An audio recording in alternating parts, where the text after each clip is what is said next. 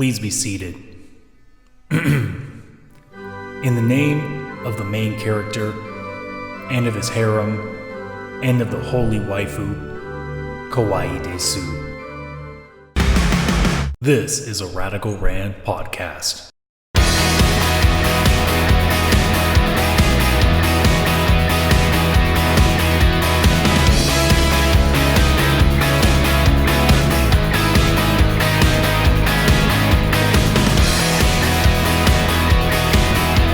Hello everybody, welcome to the finale here on the summer 2019 edition of the Church of Weeb. Adam aka CSRadical here with you guys.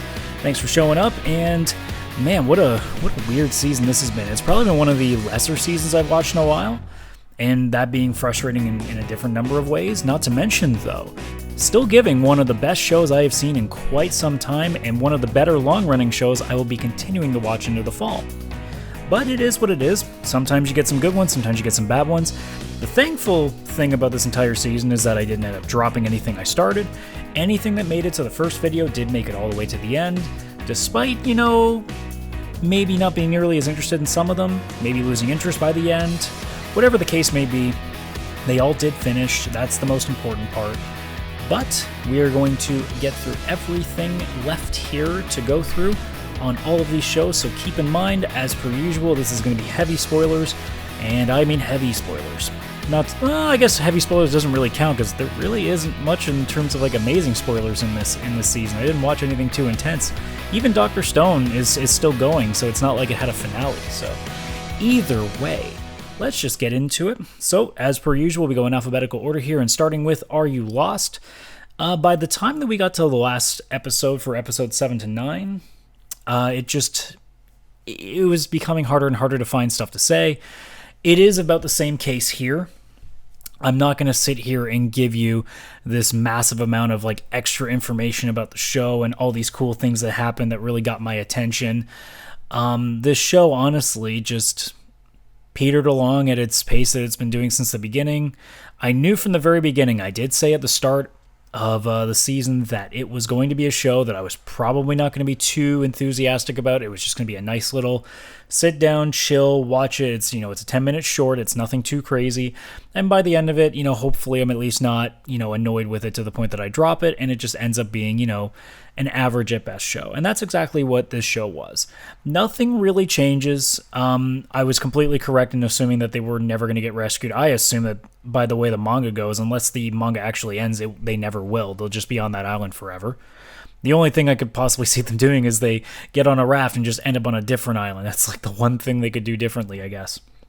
But in terms of the characters, not really much changes. I mean, Homare breaks her papa's one rule of making sure that she only worries about herself first, because suddenly trying to be a hero is only going to make it harder on you. Your own survival is more important than anything else. And she breaks that rule to save Shion towards the end of the season, because Shion is a fucking idiot and decides to drift off to sleep apparently on a raft and end up in the middle of the ocean. Somehow ends up on an island, barely keeps herself alive, and Homare manages to save her. The only notable thing about that entire final 3-episode bit is that, there is some analingus going on there by the end of it. I'm not even kidding. So apparently, you can take, I guess, dirty water that you can't drink because you get sick, but you can still get it into their butts, and they'll soak that up and have the moisture, so at least they can stay hydrated, but there's no risk of infection because it's not traveling through any organs to do so. Yeah, that was information I didn't need to know. I know why they did it, because it's an excuse to have the girls with their nude butt showing without showing much else, but that was a little bit of an awkward moment to finish things off. So all in all, I mean, I'm not going to sit here and tell you it's a bad show. I'm just going to sit here and tell you that it's not really a good one either.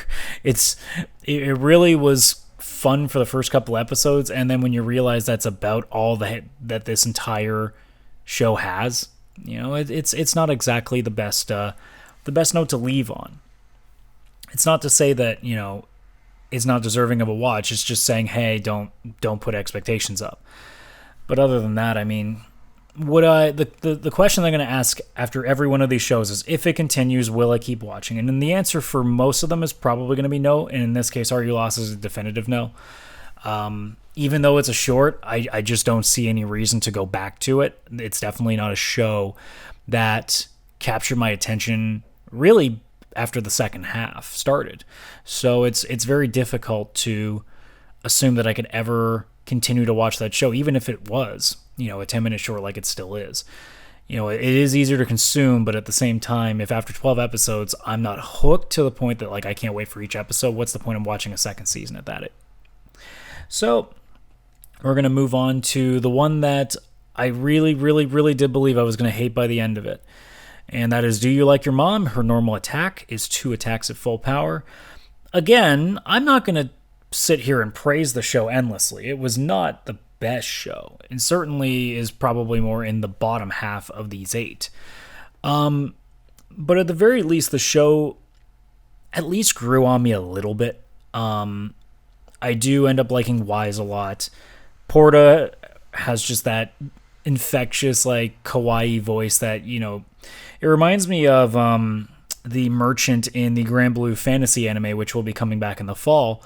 I can't remember the name of it. It's like that really tiny, adorable little merchant that they visit once in a while, and that voice is just extremely adorable. But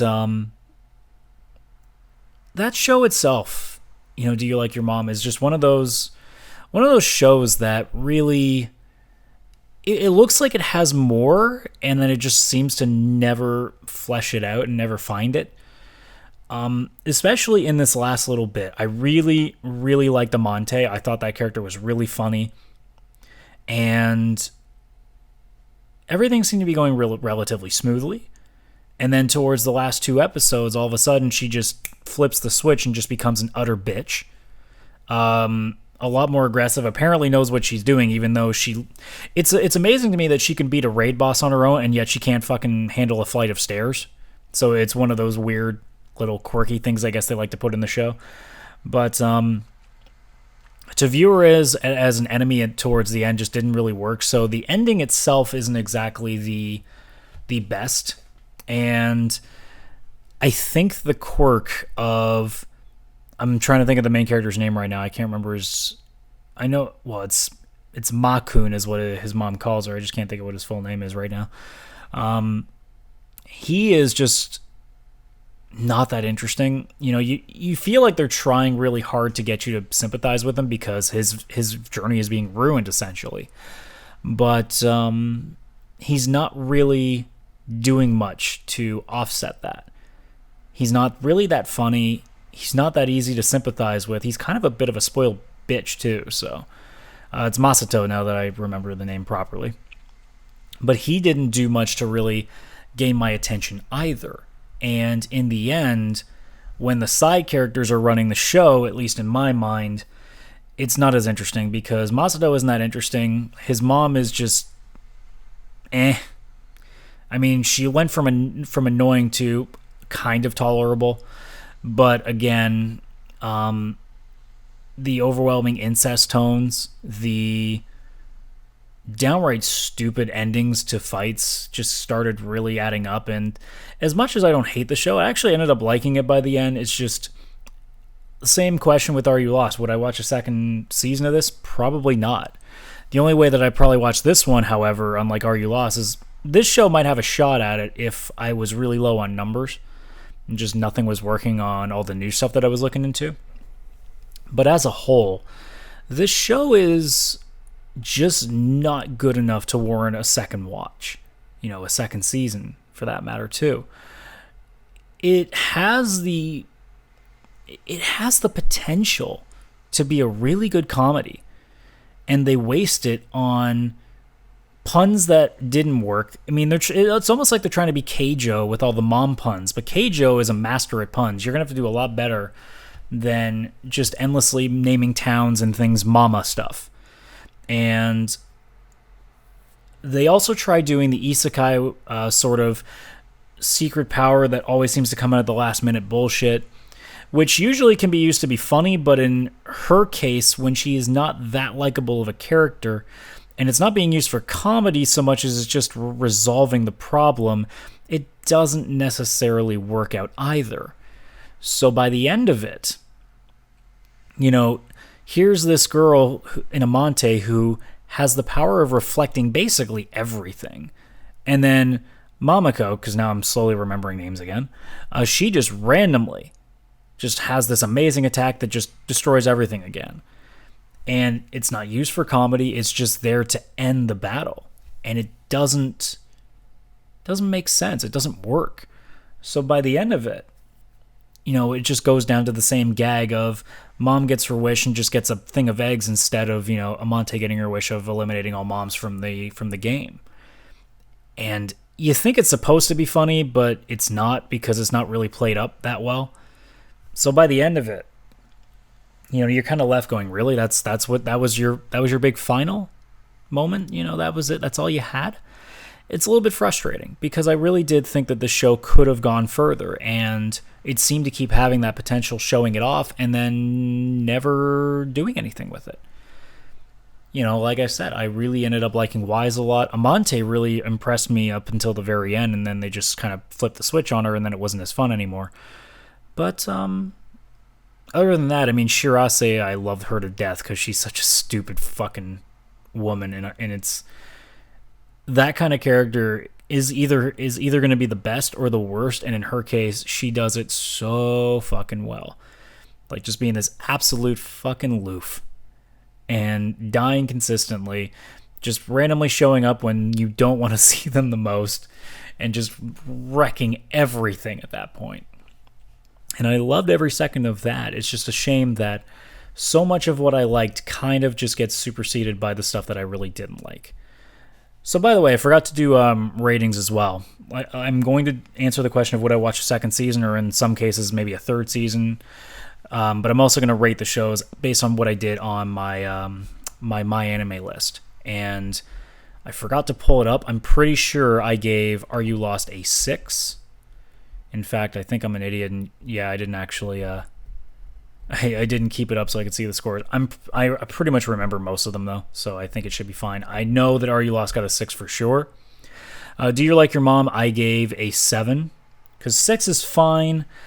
7 is good. I do believe that the show is good. It's just its ceiling just never hits that, and it's kind of a shame, because a show like this had a lot of potential to be really fucking funny, and then it just decides to kind of pull back every chance it has to really make that big joke that you'll remember all season. It just never happens. But it was tolerable and ended up getting a little bit better as it went along. It's just a shame that the end also wasn't that great either. But it is what it is. Not every show is going to be perfect. And I am a little bit more nice to shows.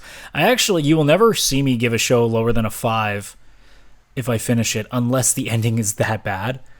Because, if I finish the show, I have to think it's at least average or above, So, next up, the only show that will be continuing into the fall, that is Dr. Stone. And I will say it one more time, and this will be the last time I say it. Knock on wood. I probably might end up saying it in the next episode when I start the fall. I am so happy that the show did not end up being what I thought it was going to end up being. I thought it was going to be another My Hero Academia, where I liked it at the very beginning, and then Crunchyroll was starting to just push it down our throats, and eventually I started to see the show for what it was and didn't have any interest. In the case of Dr. Stone, it never pulls away from the things that I enjoyed about it. The comedy is consistently there. The facial expressions are consistently there.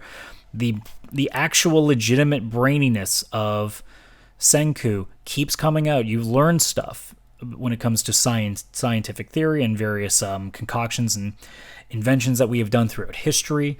The story continues to be interesting, although they've taken a bit of a sidestep on what could have caused the green flash that caused them to go to Stone. I don't know if this gets addressed at all in the manga yet. I don't research that stuff because I don't want to know, because my fear is if I ever read into the manga, I'll find out answers to things that I don't want to know. But all in all, the show itself has been very good.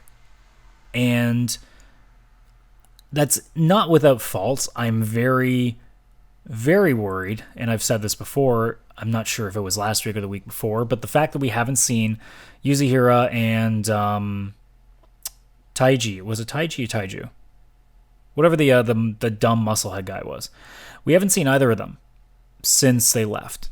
And to go that long is worrisome. I understand why they're doing it because they're establishing all these other characters, but man, it's weird that you're not even seeing like some sort of idea of what they're doing in the background, which again, makes the conspiracy theories in my head go nuts about how maybe they've turned their back on them. Maybe something's changed.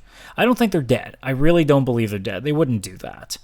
But, I mean, if they were going to kill them off, they were going to kill them in front of Senku. You wouldn't just find them dead and they had been dead for a while. That wouldn't happen. It's just very strange that they're leaving them alone, basically. It's kind of worrisome almost in a way. So I hope that as we move forward, we get to see them sooner than later. I would like to see them by the time we hit the second half of the fall season, so this would be by episode 18 in their case. I would really want to see what's going on with that by then. I feel like it should be sooner because I think they have to end this little thing with the tournament and helping out oh my god, why am I forgetting her name? I'm forgetting both their names, by the way, the two sisters. But Gorilla Girl's sister over there, hopefully they'll deal with her soon. I have to imagine that ends soon because they've spent a lot of time on that specific thing. So ideally, we get a resolution from that soon, and then maybe we start moving back into going and seeing what's going on with the gang and seeing how our big boss is holding up. But otherwise, the last 3 episodes have been mostly fillerish. I haven't left any of those episodes being amazed and like over the moon over it, but they've been fun. They've never been bad episodes. I mean, they're still trying to figure out a few things. The old master that could do the glass blowing, that was somewhat interesting. The fact that you ripped his shirt off and had so many muscles, that is such an anime thing. So I did giggle at that a little bit. I do like the idea that Senku and, again, I can't believe I'm forgetting her name because I really like this girl, but the Gorilla Girl have kind of formed a bit of a bond here. There's even been the hints of him or her and the other scientists. All these names are blanking on me right now. This is driving me nuts. But there's kind of that inkling that it might happen, even though they straight up said, oh, there's no chance. But, they always do that to be like, oh, hey, something might change over time. You never know. But it's nice to see that all these characters are getting fleshed out slowly. The relationships are forming. Bonds are forming. The story is moving at a relatively okay pace, so you're not losing sight of things, you're not forgetting things, you're keeping invested. So they're doing basically the best job they could. And that makes me really happy going forward into the fall where they continue this. Because, yeah, there's no doubt that I'm going to continue to watch this. There's no way I'm not going to stop this. I'm not missing this now. I'm pretty much all in unless they do something real bad. And even then, to go this far and to be this entertaining, it's going to take a lot for me to be warded off on it. So at this point, the rating that I'm going to give it is a 9. It's not perfect, but it is definitely one of the better shows I've seen in quite some time, and certainly one of the better long-running ones that we've seen in quite some time. So I'm excited to see where this is going. I'd like to hear a little bit more about what's going on with Yuzuru and Taiju. I'd like to know if they're going to go back into the findings of what might have caused the green light, although it seems like it's probably going to be pushed under the rug for a little while. But either way, I'm very happy with how this has gone, and hopefully as we move forward, nothing changes. And I think at this point, if they've gone 12 episodes and haven't changed anything drastically, I think we're pretty much safe now. But it's also the show that Crunchyroll really likes to tell us that it's the best show that they've got this year, and that always gets my it gets my red flags going a little bit, because every time Crunchyroll is like, oh, this is the best one you're going to see all season, it already makes me think that it's going to be better than it is, and then at the same time, I always end up thinking that, okay, no, this is the show that's more geared for a mainstream audience, because my taste in anime is a lot different from normal people. I mean, you can tell based on the shows that I'm watching, but generally speaking, the shows that end up being the biggest in the mainstream just don't fall into my territory. So when Dr. Stone was getting that treatment, and after a couple episodes me liking it, I kept getting flashbacks to, like I said, My Hero Academia, where I really did like the first 2 or 3 episodes. And then as soon as it turned into a school shonen anime, and I'm just like, oh. And in the next 2 episodes, I just lost everything, and I was gone. And that was so disappointing for me. But in the case of Dr. Stone, we're not even remotely close to that, and that is a real relief, considering how often that the opposite happens to that. So next up, Given. I already said it on my Instagram. That's CS-Radical, I should say, on Instagram. This is my show of the season, without question. I think you guys had a pretty good sense of it after how much I gushed about it last episode. And yeah, it remains. You know, the only way that it was going to get knocked off the spot by Dr. Stone is if the ending for Given was so terrible, and that was not the case. You know, I'm not going to sit here and tell you it was this great closing ending, but what it was just continuing things moving forward. And I'm assuming, at least by the way that they've set things up, there's probably a second season coming, because, you know, they've already established they want to make another show. They just made the band name, that being Given. The reason being that the Seasons was the original name of the 3 of them, because all 3 of their names had to do with the seasons, and incorporating Mafiu in there. And I'm trying to remember what the reasoning was for Given. I'm forgetting there. That part is just completely lost on me. The problem here is that as I'm recording this, I'm about 5 days since I watched all these episodes. Actually, no, that's a lie. Most of them were 5 days. The last couple, that being Isekai, Dalmachi, and Do You Like Your Mom, were about 2-3 days. So I've had a chance to kind of forget about some of the little details in there. But for the most part, I mean, Given has been exactly what I hoped it would be. When I saw the thumbnail on Crunchyroll, I looked at it and said, oh, it's a rock band anime. Okay, let's see where this goes. And as soon as it started, I'm like, oh, okay, it's a yaoi rock band anime, because it was pretty obvious right from the very start. So I had my guard up a little bit, and I've said it before on this edition of the Church of Weeb, that being the summer edition, that I have a bit of an aversion to a lot of yaoi anime, because a lot of yaoi anime tends to be a very over-exaggerated, and not in the good way. They also tend to be a lot more mushy. They tend to be a lot more aggressively mushy, for that matter. And the emphasis on comedy sometimes gets lost because they're too busy trying to play the drama game, and the drama game often with these kind of shows just doesn't jive with me, because I kind of prefer a bit of more of comedic timing with these kind of romantic anime. And in the case of Given, they won that in spades. I haven't finished the show with my girlfriend. I've already almost done a second full watch. We got as far as episode 9, that being obviously my favorite episode. And she absolutely loves this show too. And a large part of that is not even because of the romantic part, it's because of the comedy. The facial expressions are consistently amazing. The 4 guys work off each other so goddamn well. Every little thing they do together, there's always some little quirk that just you can't help but smile at it.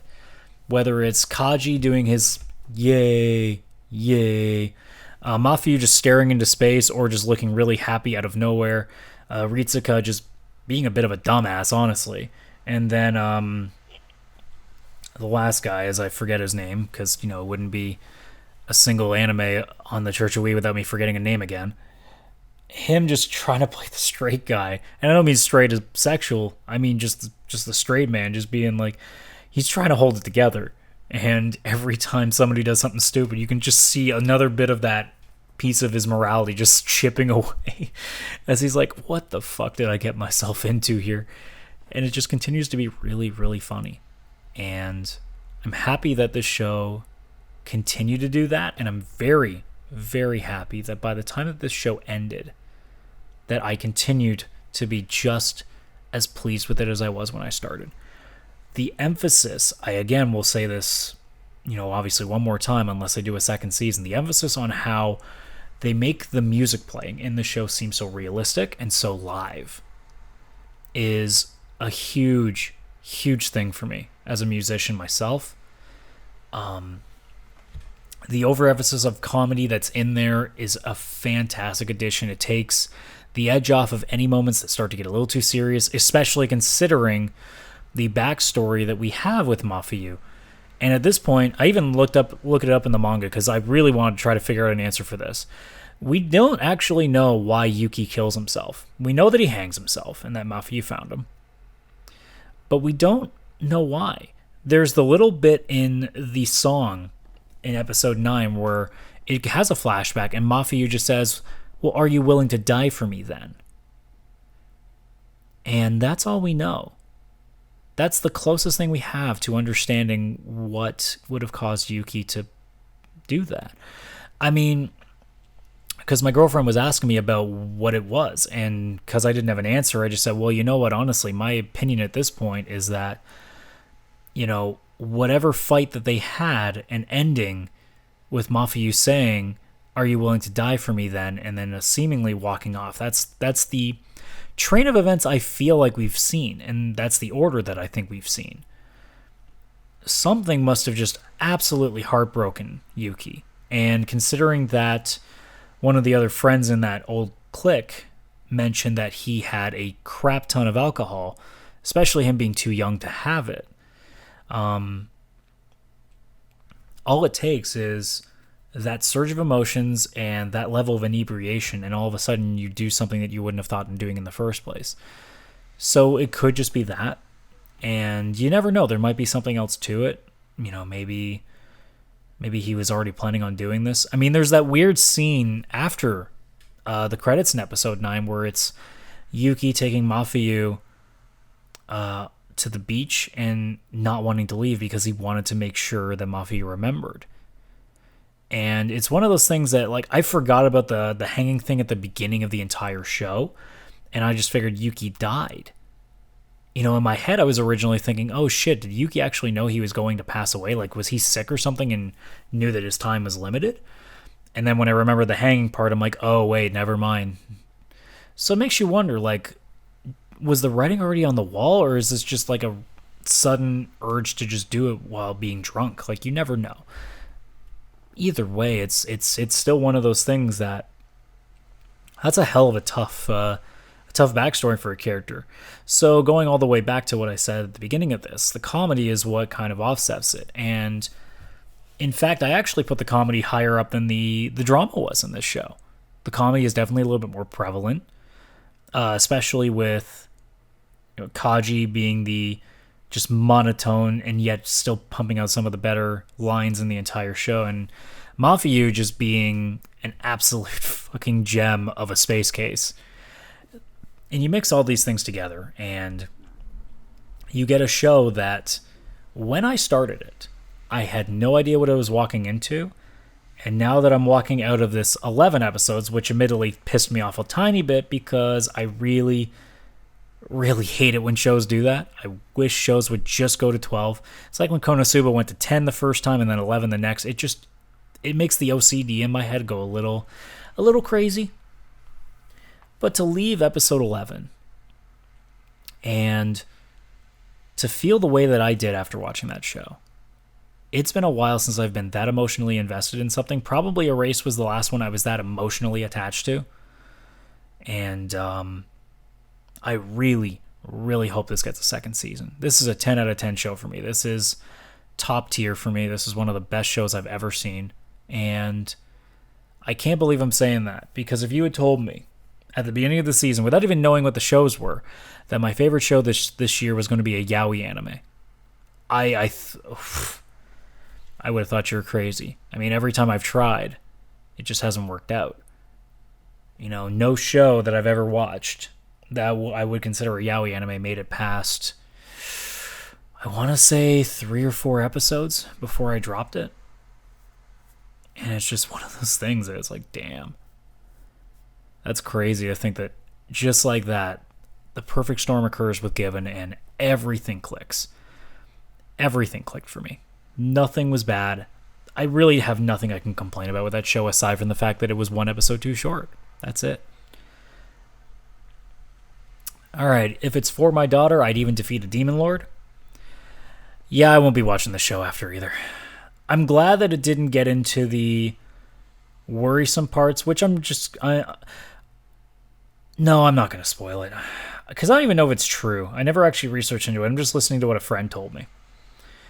And I mean, I should believe that person, but at the same time, I try to check these things myself, and I almost don't want to look it up now. So I'm glad that the show ends on a happy note, But the cuteness didn't hold out. It was definitely missing something. It needed something to add into it, whether it was drama, whether it was some comedy, and it just didn't. It just tried to keep doing the same role of it's a really cute girl doing really cute things constantly. And that works with some shows, but usually those shows have more than one.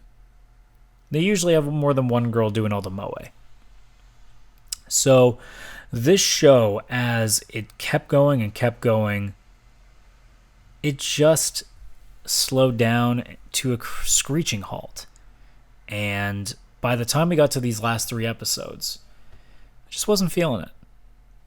I still ended up enjoying the show as a whole. And it's not like I hated any of the episodes, but man, I went from being like, this is super cute and I like this, to, all right, I'm definitely done with this. So I'm not going to be watching this show again.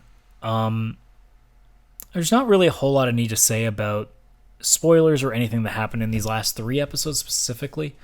I guess the one adorable thing was the phantasmic beast, the little one, fighting with his dad over him being able to leave to go see Latina.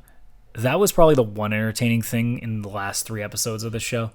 Otherwise, everything else was just kind of just the same stuff that we've seen for the last 9. Latina does something cute. Dale has a big smile on his face. Either that or Dale has to leave and he starts crying endlessly because he's a fucking little bitch. But as a whole, just the show didn't find ways to keep itself interesting by the very end. It just kept assuming it could run on the same one thing it's got over and over again, and it just doesn't hang on.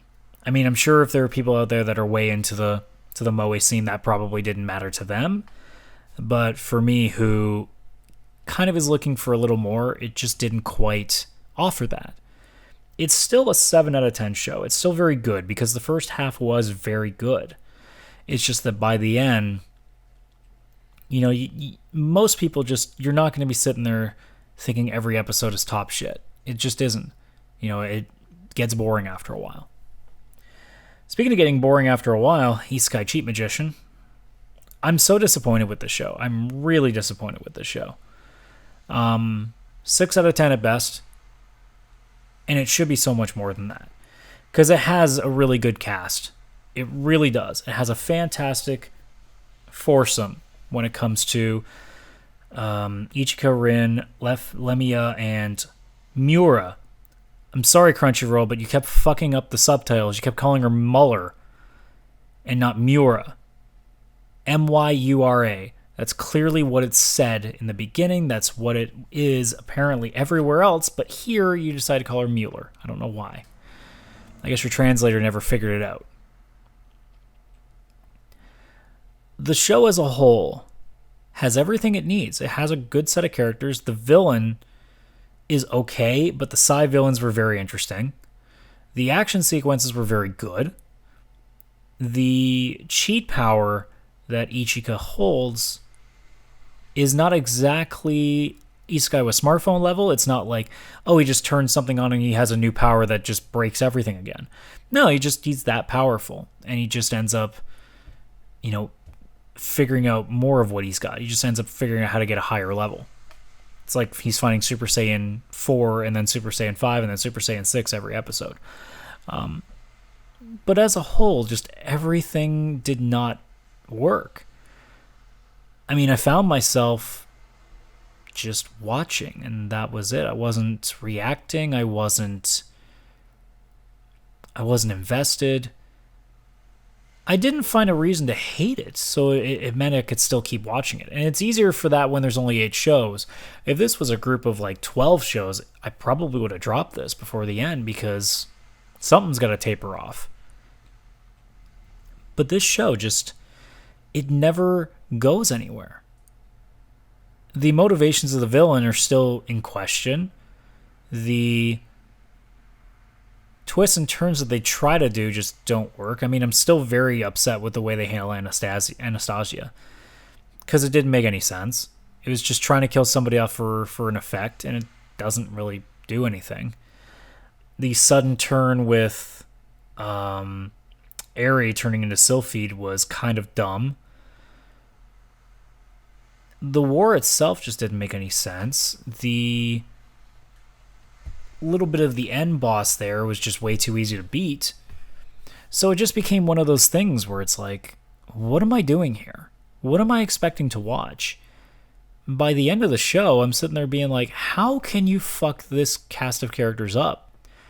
You have 3 girls that if you want to do your classic Isekai harem, you could go nuts with that, and they don't do that.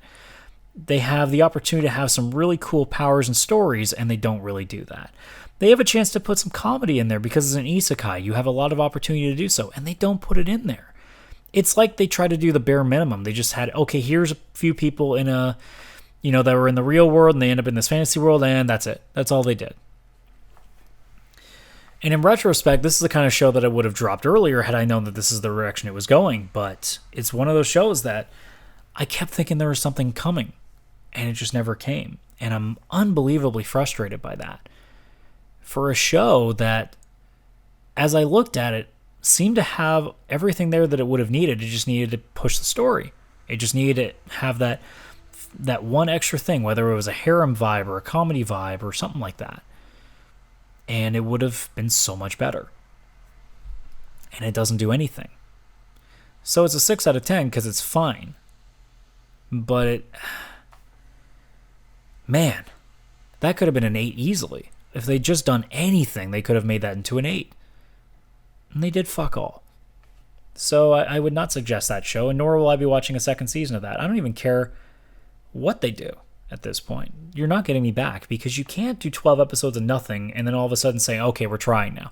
No, it doesn't work like that. As we end the second season of Is It Wrong to Try to Pick Up Girls in a Dungeon, I am still very upset. I only gave this show a 7. And it pains me to do that because I fucking adore this series. But this 12 episodes has been absolutely a waste of time. I was still thoroughly entertained at various points, but in terms of the story, what a fucking waste.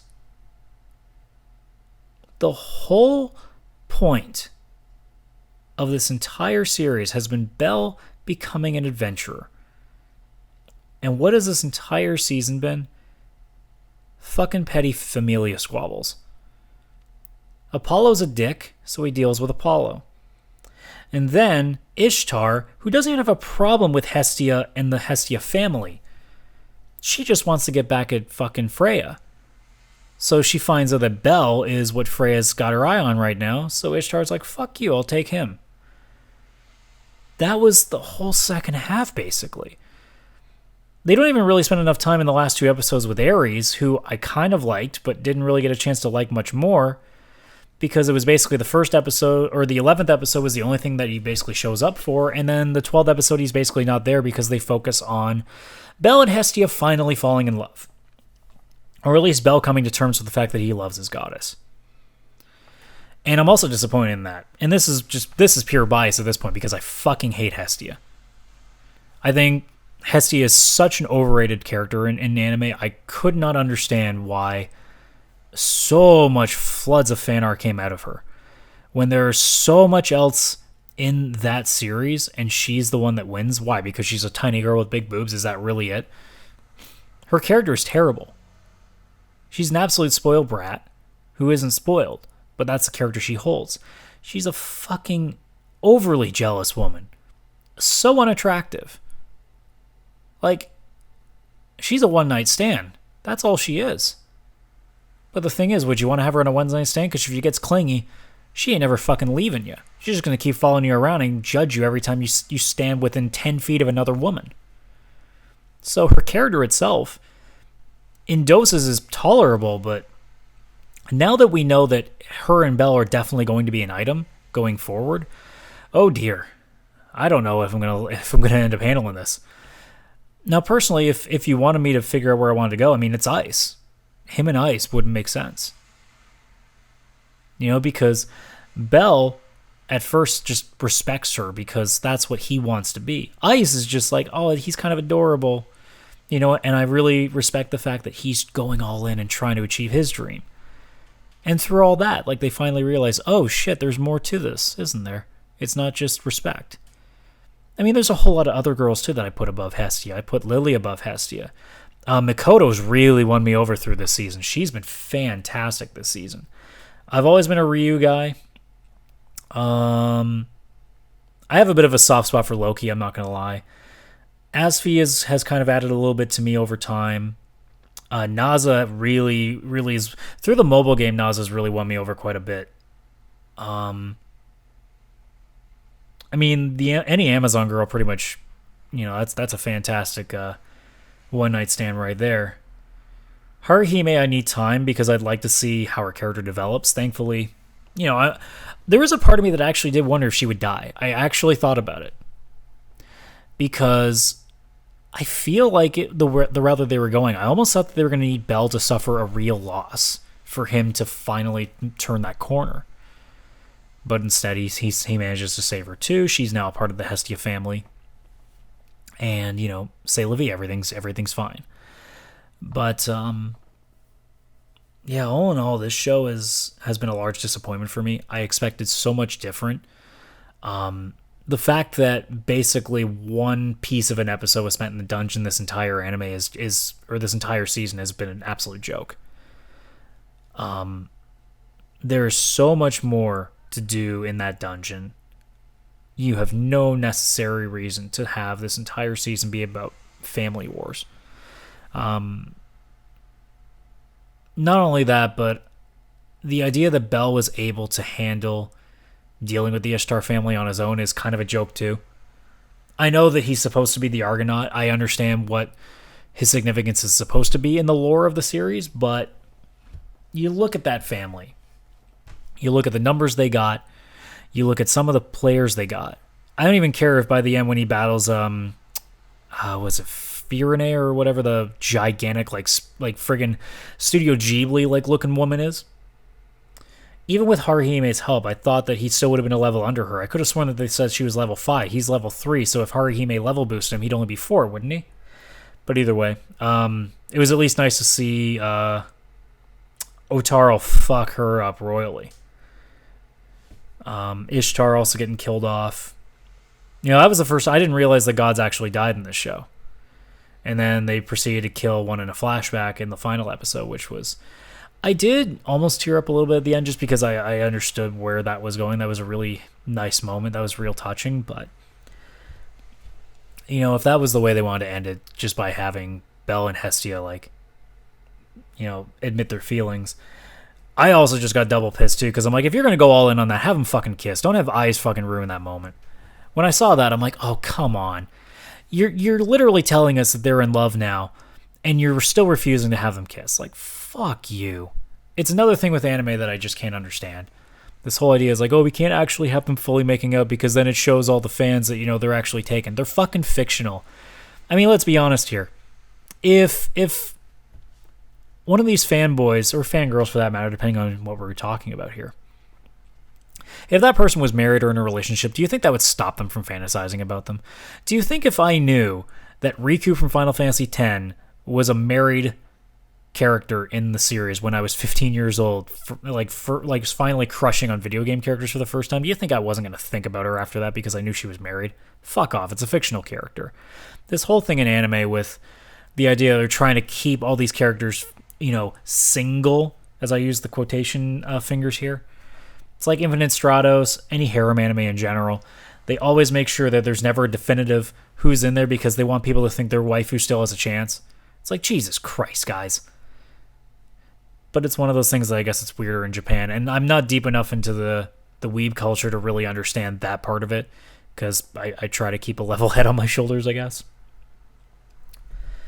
But as a whole, man, this show should have been so much better. I was so looking forward to this, and I'm so disappointed that they wasted it on stories that I just never had any interest in. So, that being said, like I said, it's a 7 out of 10. I would watch a third season because that's how much I love this series, but I'm definitely not going with nearly as high expectations as I did with this second season. So then to finish things off, we're going to go into Magical Senpai. Same deal as Are You Lost, except Magical Senpai ended a lot better. But it's the same thing. It's a short, so is there really that much to talk about with it? Not particularly. I mean, I'll repeat the same things. I really, really don't like the balloon animal brother and sister. I really don't like them. I don't think they offer anything. In fact, I think it's more a gross addition to it than it is anything else. Assistant and whatever they call, is it just Senpai in that? I can't remember. But like obviously Magician Girl, Assistant, and the Science Girl. Those are the only three that I really liked. I really, really have grown on the Magical Girl in this show. She was fantastic, super adorable, super funny. And over time, it's one of those things that like you get a little annoyed by her at first, and then it just grows on you. It's like Hotaru from Dagashi Kashi, where early on, like I couldn't stand her, and then as things went forward, I'm like, okay, I get it now. And then you just keep liking her more and more as time goes on. But as a whole, the show itself, it's a comedy short. Like, I'm not going to give you anything that's going to make you suddenly be like, oh, I need to watch the show. If you're going to like comedy, it's something you'll probably enjoy. Unless you don't like ecchi that much, because the show does lean that way quite a bit, because as you figure, the girl's got big boobs, so they got to do something with that. But as a whole, I mean, the show's fine. It's a lot better than I thought it was going to be at the start. You know, it was quirky at the beginning, so I was kind of okay with it. But as it went on, it didn't fray, it didn't peter off, and it eventually just kept doing what it was doing, and I started just falling in love with it more and more, to the point that I'm giving it an 8 out of 10. It's great. It really is a great comedy short. Not the best one I've seen, but it definitely held things up, despite two characters that just really aren't that interesting. But just the main two sell it so well that if it was just those two the entire 12 episodes, they could have made it work and it would have been fine. So would I watch the second round of it? Absolutely. And other than that, I did mention, I think last episode I was watching Vinland Saga. I haven't caught up with any of it since. This is the problem with the thing of me doing as much as I do, that if it's not on Crunchyroll and in that queue where I have easy access to it, my brain just keeps forgetting about it, because it's obviously on Amazon Prime. So I keep forgetting to watch it. And then on top of that, with all the other stuff I'm doing, like the VCR podcast, with all the wrestling stuff that I take and all the gaming I'm trying to do, it's very easy to forget about Vinland Saga. I hope that, I'm not intending to drop it. Let's put that out there. But if there ever is a video of that show, it might take a lot longer than I thought it was going to, because I'm struggling to keep remembering to watch it. I guarantee you, as soon as I turn this off and I'm going to go edit this, I will, by the time that I even put this up and start uploading it on YouTube, I won't even remember what the hell I was talking about. So it's just one of those things. That's how my memory works these days. I mean, you guys saw it pretty well. I kept forgetting names this entire show. So with that being said, that's going to do it for the season. So like I said, not a bad season, not a great season. Still gives me one of the best shows I've seen, period. So at least there's that. So with that being said, our final awards for the season. I'm going to give you just a few. I'm not going to do a crazy amount.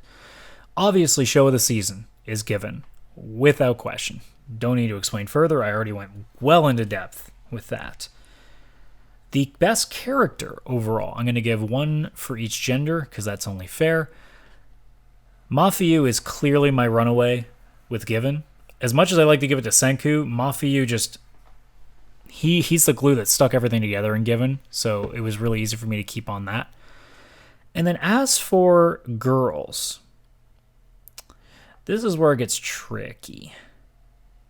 Because I think I might have to give it to a three-way tie. And because I just realized one of the three I still don't remember the name of because I'm a freaking idiot. Now I got to pull my anime list up so I can make sure I can find the damn name to the girl. So, Dr. Stone. I mean, you know which character I'm talking about, but I feel like I have to put the name in there because otherwise I'm just being a douche about it. So, the first one before I get to her is Lemia from Isekai Cheat Magician, and that might sound shocking. That's just how much I like the damn girl. You know, and that's why I'm disappointed by the show being so bad. It's because Lemia was such an interesting character to me. She had that real badass side of her. She was very stoic, very pretty. You know, everything that, you know, I kind of, you know, lean towards in these kind of things. You know, that was exactly what I was hoping for in that. And she might be the outlier between the three. I did want to give her a special mention, though, even if she's not top three, just because she was that interesting to me. And makes it a real shame that just the anime didn't pull its weight and help her out. Second up would be Sempai, or Magic Girl, whatever you want to call her for Magical Senpai. Like I said just earlier, she kept growing on me. She's really fucking funny. And it's just one of those characters that, like, it gets infectious after a while. But the one that's going to probably take the top, even though I said it was a three-way tie, I think I'd probably give this last one the lean, is Kahaku, now that I finally remember the damn name because I looked it up, from Dr. Stone. And that reason being simply that she's a fucking badass motherfucker. Holy shit. I fell in love with this girl as soon as she appeared on screen and first attacked Senku. Or no, not attacked Senku. Attacked, was it Setsuka? Oh, fuck, I'm forgetting his name now, too. This is the problem with names. I'm so bad at them. But the first time she appears on screen and starts fighting, I'm like, ooh, I like this one. And then her attitude continuously gets better, and by the time the show is, well, not ended, but this season is ended as we go into the fall, she's my runaway. You know, she has everything that I want. She's got good comedic timing. She's got a real interesting look to her. She's badass as hell. So that's just how that's going to work. And then last but not least, my favorite moment of this entire season. And I think last episode of the Church of Weeb pretty much gave that away, but episode 9 of Given, like I said before, with Mafiyu's song, is one of the most powerful moments I have watched in anime, period. It's not just this season. I think the only thing right now that's coming to mind, and this is a half spoiler for Erased, the only moment that I can think of that probably hit me harder than that moment in Given was the moment in Erased when Satoru saves, is it Kaio, I remember? You'll know who I'm talking about, the little girl. When he finally gets her out of her parents' house, and that first day that she wakes up in the morning and has breakfast, and realizing that she's actually eating a meal with family, and not just having some random piece of shit convenience store thing on the table or just money to go buy it herself, and just watching her fucking break and just cry her fucking eyes out. That moment may forever be the most heartfelt moment I ever watch in anime. And I'm not tearing up, but I'm half like getting a bit of a shiver. Almost, you know that feeling when you know that like you're almost welling up and you have a bit of a shiver in your system because just remembering that just kind of really hits you? That's what that moment is for me. Just thinking about that. It's one of those things where it was just so fucking sad to see. And in the case of Given with Mafiyu's song, it's one of those that was bittersweet, where that song is so beautiful. It's such a good song too. Such a good fucking song. And then to mix that with the 9-episode journey that it took to get him to finally talk about Yuki, about his relationship, And the sadness that came from him, the way that they played it out with the crowd reacting, with the flashbacks, with his facial expressions, and with the end with him basically in tears leaving the stage and then setting up that first kiss between him and Ritsuka. That was one hell of a 3 or 4 minute moment. So without a shadow of a doubt, that's my moment of this season. So with that being said, guys, that's all I got. I might put more awards in another time, but these are the 4 these are the 3, I guess I should say, because 1 male, 1 female character. Those are the things I want to concentrate on. I used to do a lot more awards when I was doing anime reviews, and I realized real quick that they'll get lost, and not nearly as many of them are that important. So those are the 3 awards specifically I'm going to focus on for now. And in the future, this podcast is going to go a little bit further. So this obviously is not going to change. It's going to be on YouTube.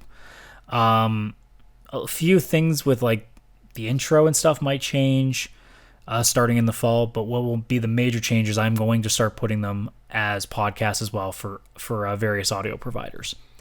The plan, and I will probably do a separate video about this later once I have it all set up, is to have a single channel for all my podcasts in an audio form. I have the VCR podcast, which you can check out at anchor.fm/VCR podcast. That's a podcast that I do with my friends. That's its own thing. What I'm planning on doing is to have a Radical Rant podcasts line of podcasts. So the Church of Weeb would be there. The Hot Tag, which is my wrestling podcast, would be there. If you watched my video earlier on YouTube, I've canceled, so to speak, the Radical Rant podcast, but only in a weekly format. I may still do Radical Rants themselves, and if they are long form, I'll probably take the audio and throw them up on a podcast platform as well, because it's still good audio. But at the end of the day, at this point, when you see this in the fall, it should start to be available in audio form as well. The major formats are usually Apple Podcasts, Spotify, Google Podcasts, Stitcher Radio, and various others. The VCR podcast hasn't got all of them yet, so for some places, it may take a little bit longer. Spotify was the immediate one, so as soon as I set up the Radical Rant podcast setup for Anchor, it should post the first episode of the Church of Weeb as soon as it comes up to Spotify, at the very least. But after that, I'm not sure how long it would take for other things to go. So that's the plan. And by the next time I see you, I don't know how many episodes it'll be. Or sorry, not how many episodes, how many shows it will be next in the fall. Actually, you know what? I'm going to go through the live chart and tell you at least the ones that I'm guaranteed to be watching. And these are only being the continuations. Because anything looks pretty good. I don't think there was anything that I saw that was not a second season of something that I went, oh, I need to watch that. This is an admission. I really actually like Bananya, so I might actually look at that as just something silly to watch. Bokuben is coming back with a second season. I will definitely be watching that.